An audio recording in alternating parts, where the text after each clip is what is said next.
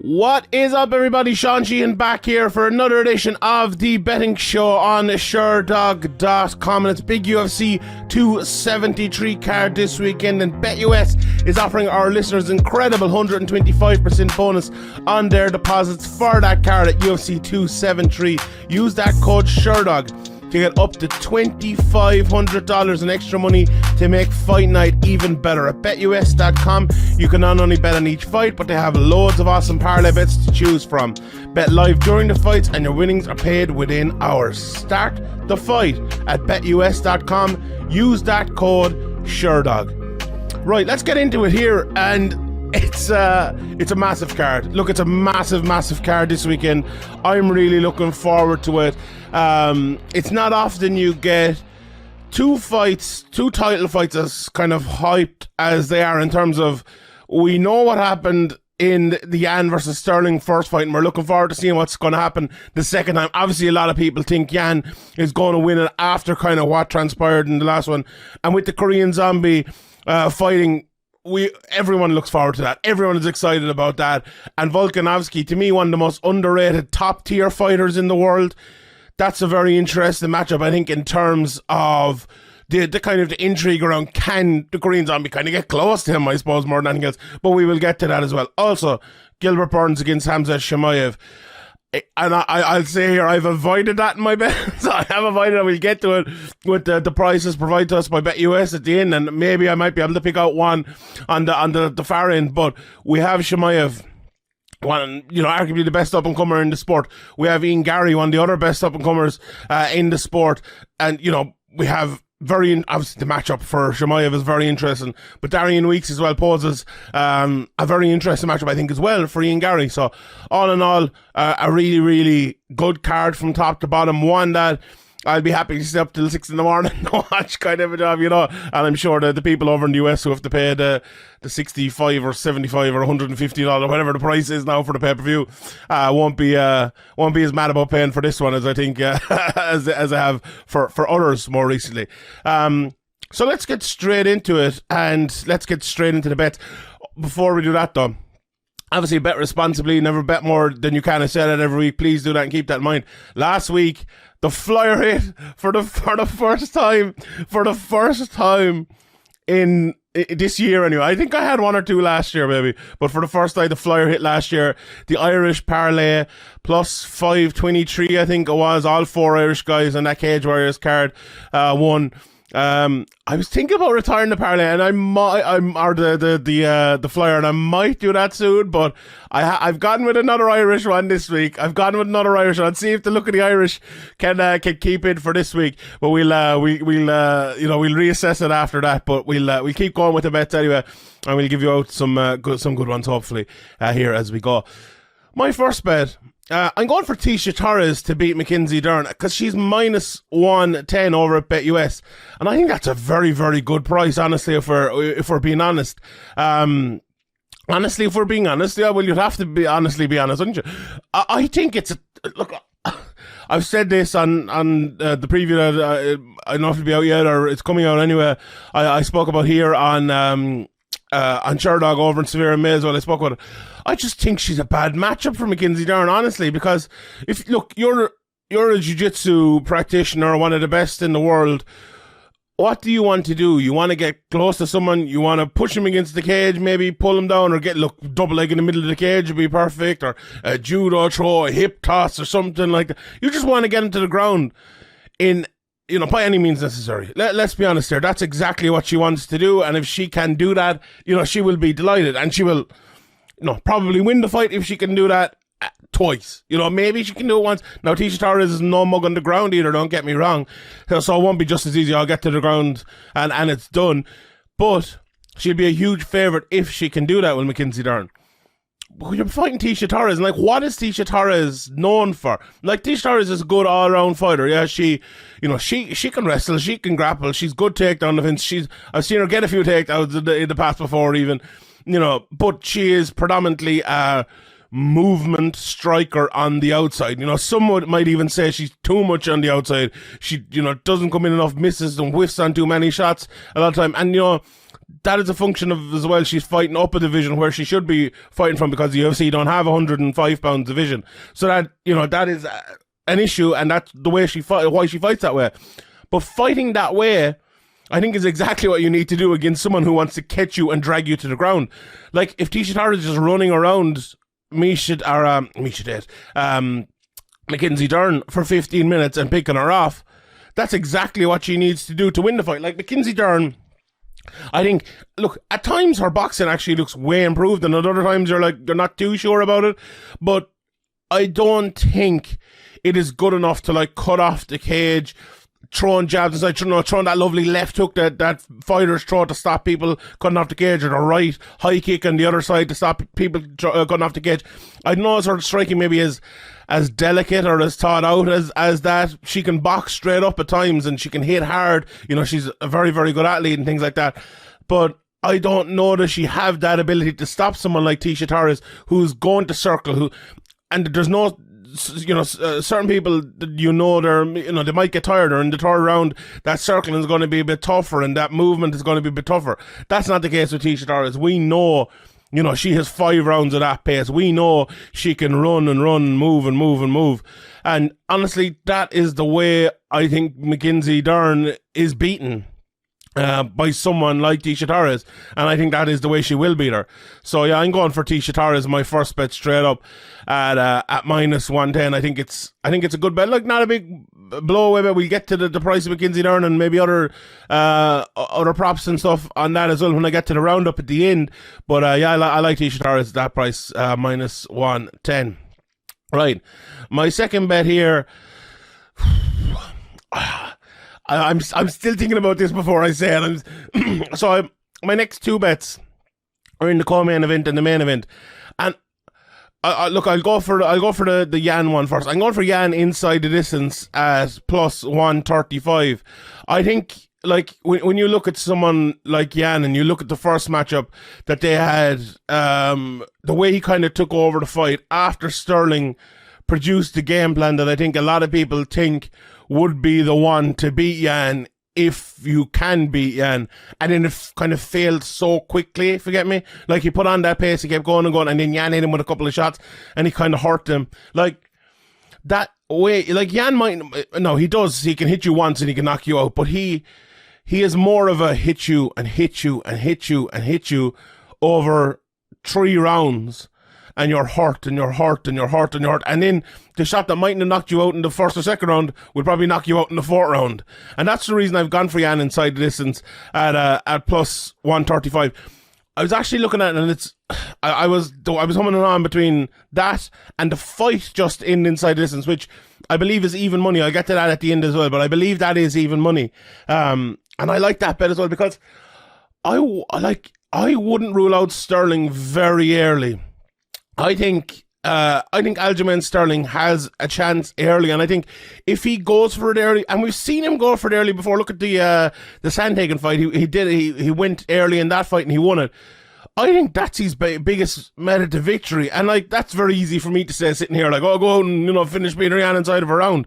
But like, is a 5-round win over Peter Yan something that is realistic? Now, maybe it is, and let me say with the provisos as well, the reason I was kind of iffy about picking this fight, especially inside the distance, is that high-level fights at the lower weight classes, and even, up to 170, up to, well, we don't see too many of them at 185 or 245, but they do tend to go to a decision. They do tend to go very long. And, I do tend to like to pick the, to pick the decision in those fights. But I just think Yan, the way he hits so hard, and the way he's like quicksand, like he just draws you in and makes it harder and harder and harder all the time. It's very, very difficult not to get finished by someone like Yan, And I just think late in that fight, I think he'll be able to, he'll be able to put too many shots on Sterling, and I just think he'll be able to, get the finish there late, and it's one of those ones where I like that price as well, +135. I do think Yan is going to win, and he's a pretty big price to win straight up. As I said, I'll get to that as well at the end in the roundup. But him by decision or him inside the distance, to me it's 50-50 on that, but I like the inside the distance bet there with Jan, with Jan taking it. So before we get to the next bets, we must tell you as well that UFC 273 is more fun when you bet with BetUS.com. Use the code Sherdog to get an incredible 125% bonus up to $2,500. Volkanovski, as I'll get to in a second, is the clear favourite against the Korean Zombie, so get in now or even choose to bet by a TKO, spoiler alert, at BetUS.com. You can make the fights even more fun by betting throughout the fights. Start the fight at BetUS.com and use the code Sherdog. So, as you might have got a bit of a spoiler for there, Volkanovski, I was looking at the TKO bet, and we'll get that. I'm going inside the distance. He is plus 200 to win inside the distance here over at BetUS.com. And I think that, and the main reason I'm going for this, I think a lot of people are kind of talking about Volkanovski and are saying, oh, this guy is a decision artist, he's going to decision all the time, and now he's fighting Max Holloway, he's fighting Jose Aldo, he's fighting, Chad Benda, he's fighting some of the best fighters in the world, and going to the decision. And, a lot of it may be because those two decisions against Max Holloway were very, very close. Like, who wouldn't have a close decision against Max Holloway? Let's be real, unless you're a top fighter, and that's exactly what Volkanovski is. Now, is Chan Sung Jung that top fighter in the world at this stage of his career anymore? Or was he ever that? He's a very, very good fighter, a very exciting fighter. I don't want to disrespect him in any way, but I just think it's almost disrespectful to talk about Volkanovski having trouble against people who aren't like the upper echelon in that division. And now, Chan Sung Jung, absolutely top 10, top 5 fighter, but is he the Aldo back in the day? Is he the McGregor back in the day? Is he the Holloway, of now or for the last few years? I just don't think he is. And is Volkanovski that? Yes, he absolutely is. He is a top fighter. As I said, so underrated. He should be higher up in the pound for pound rankings with the UFC. Like, people are talking about having Adesanya and others in front of him. I just can't see that in any way, shape or form. Like, the level of fighters he is beating, the performances he's putting on are just phenomenal.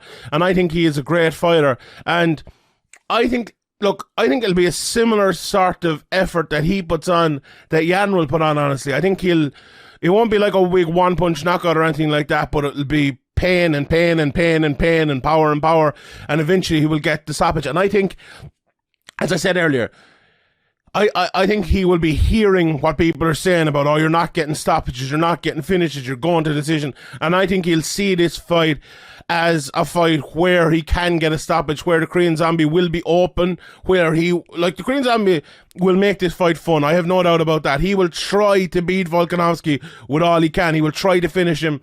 He will be pulling rights and lefts and high kicks and everything out of his back pocket to try and finish this fight. And will that open things up for Volkanovski? I think, in my opinion, it will. And I think that's why he will get the fight finished. And I think that's why he'll get it finished inside the distance. So, a plus 200 as well. For a big favourite, over 5 rounds. Like, the 5 rounds is always a help as well to get the fight finished inside the distance. I like that bet. I think it's a good one there. Right, my last of the 4 bets, and then I'll get to my flyer for this week. I'm going for Marco Madsen to win by decision, and that's plus 225. Now, he's fighting Vinc Pichel this Saturday night on the undercard, and it's a very interesting fight for Marco Madsen. If you don't know him, like, he's a high-level, Olympic wrestler out of Denmark. He fought in Cage Warriors. He's had a few fights now in the UFC, but he's getting on in age. He's like 37 years of age at this stage. Beat Clay Guida in his last bout, I believe, or he won, but he's a recent bout anyway. And this is a big step up.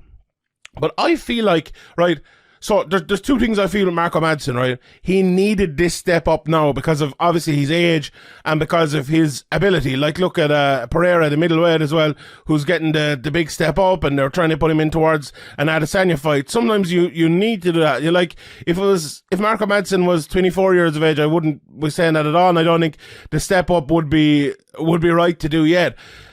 He has shown glimpses of what he can do. He has shown glimpses of the top fighter he can be, but maybe not enough. Now, here's me talking him down a little bit, and I'm giving him as a bet.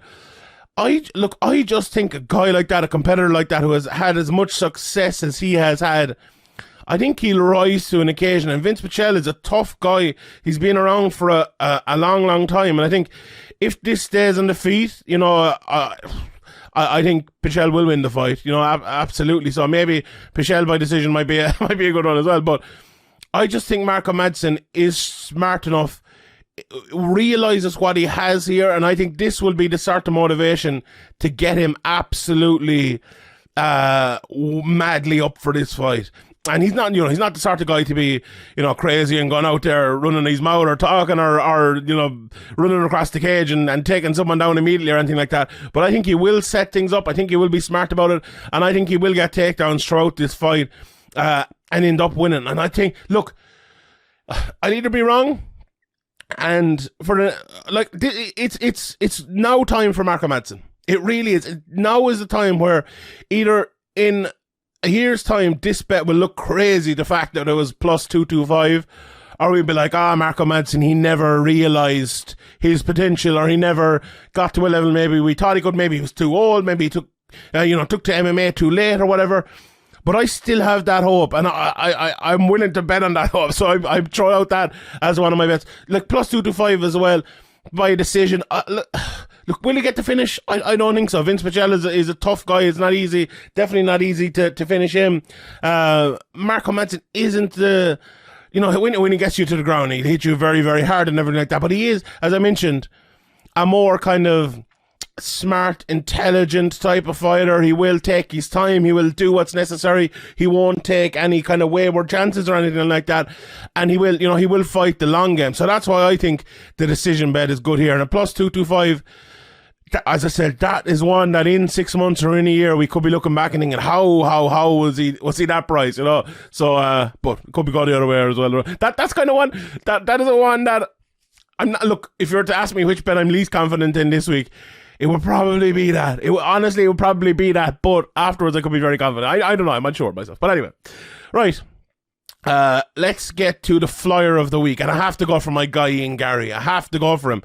Now, Ian Garry's fighting Darian Weeks here, and if you have watched, I went back and watched Darian Weeks' fight against Bryan Barberena.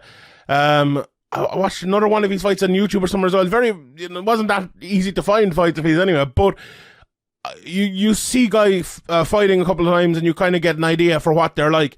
And I think what Darian Weeks is like is, obviously, you know, they talked about him on the broadcast about his wrestling background. We saw it in the second round against Bryan Barberena where he went in.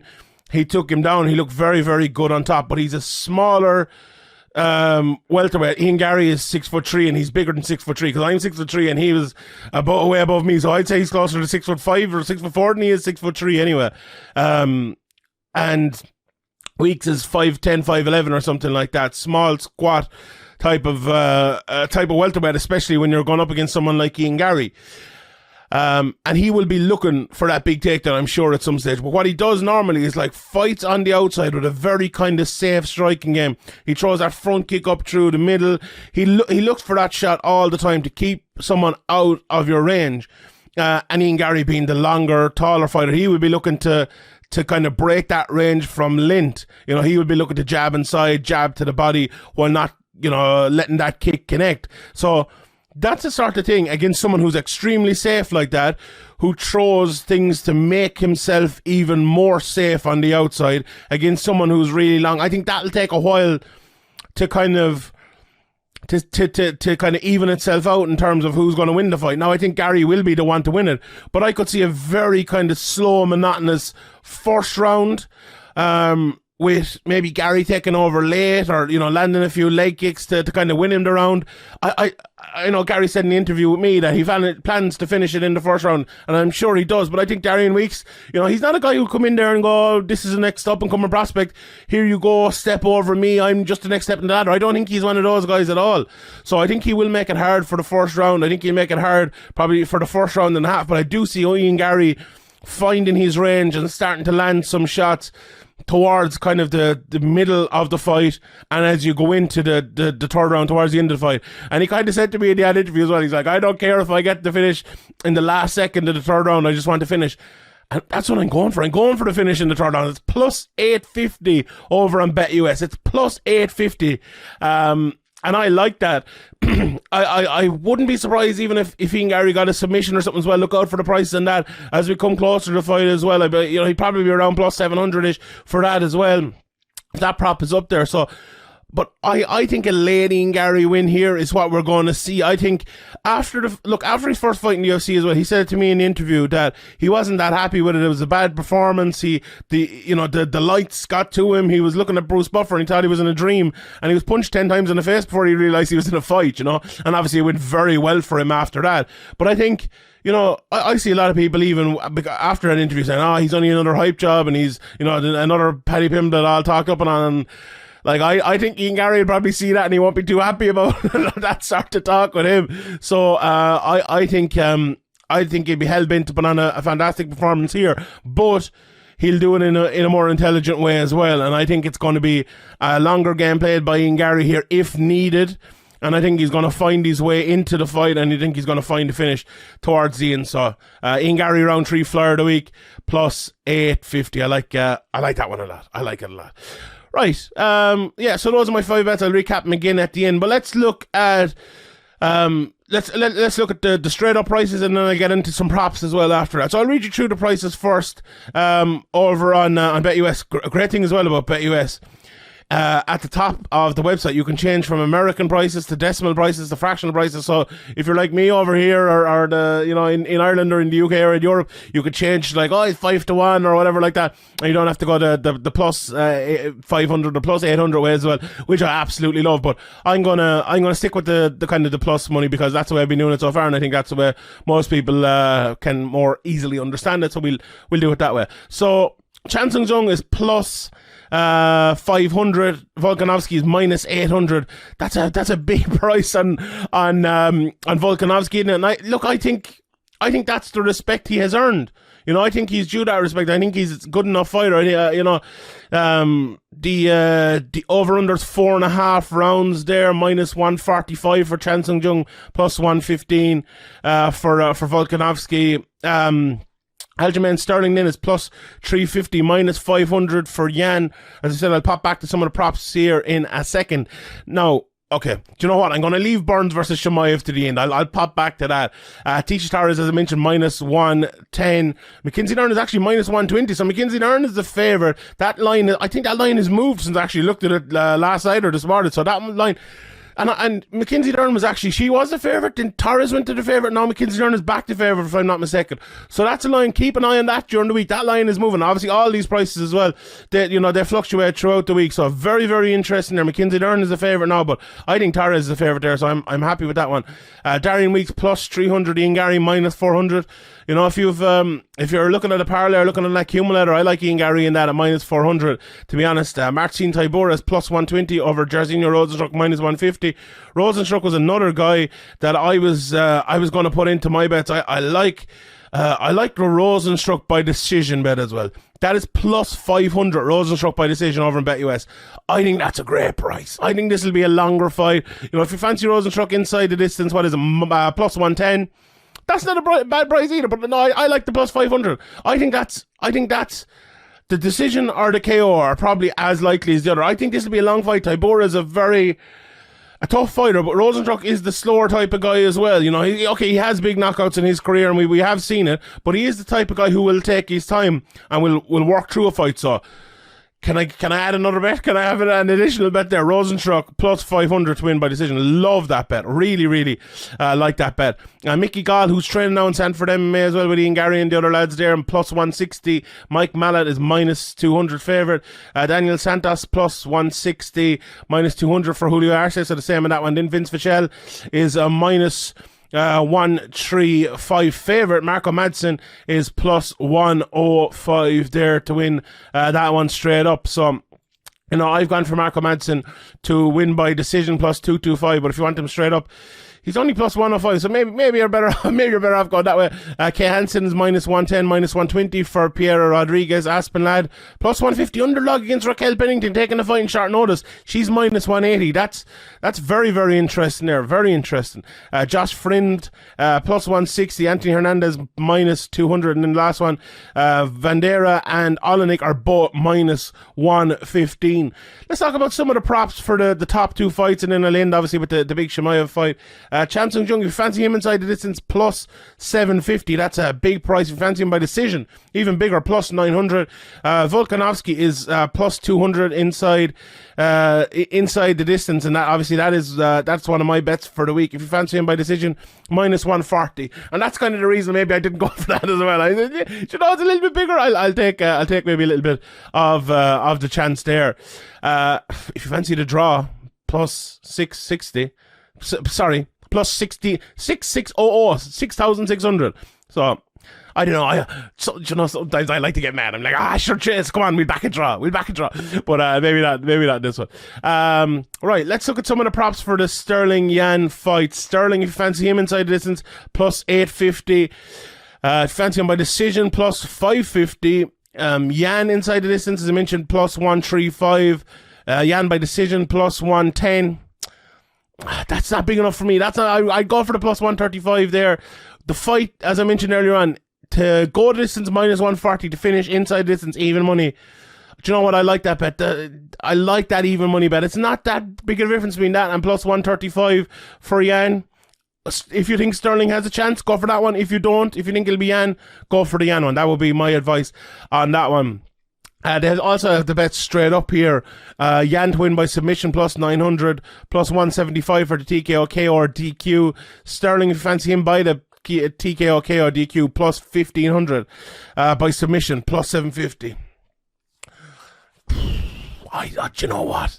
By submission, plus 750, I don't mind that one, to be honest. I don't mind that one. But yeah, that's it's an interesting fight. I can't wait for that fight. And a fight I really can't wait for, Burns versus Chimaev. A massive favourite, Chimaev. Minus 600. Gilbert Burns plus 400. That's crazy. That's crazy. If you fancy Gilbert Burns here, you can make serious money over in BetUS. You can make serious money here.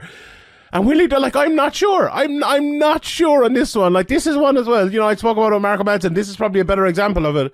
You know, we look back in a year's time and think this was either a crazy price or it was the right price. We you know, or maybe even we look back in it next Sunday morning, and think that, this is madness. Gilbert Burns, inside the distance. Now that's KO, TKO, submission, DQ, submission, plus 900. Ooh, decision, plus 650. Chimaev to win inside the distance, minus 190 to win by decision, plus 330. I like that. Chimaev by decision, plus 330. I like that bet. Will the fight go to distance?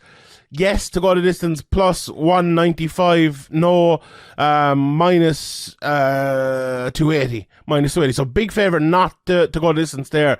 If you fancy Chimaev early to win in round one, it's only minus 150. Lads, this is crazy. Like, Chimaev, the most hype fighter in the history of the UFC, I would say. Would people agree with that? This early in his career anyway, he has to be.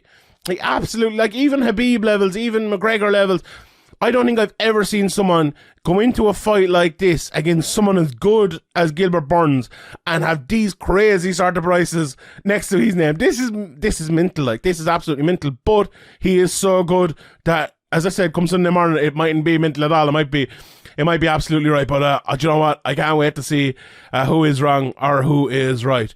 And when you are betting at for UFC 273, who are you going to be betting with at UFC 273? Can the Korean Zombie beat the odds and beat Volkanovski, or is the Australian winning by TKO inside the distance absolute given, as I have given in the betting show here today? Get your bets on this weekend at BetUS.com. Use that code Sherdog and get 125% bonus. BetUS.com has been taking bets for well over 25 years, and there's a reason it's the #1 UFC sportsbook. With more betting options, live betting at games, BetUS.com is your new home for UFC betting. Start the fight at betus.com and use that code Sherdog.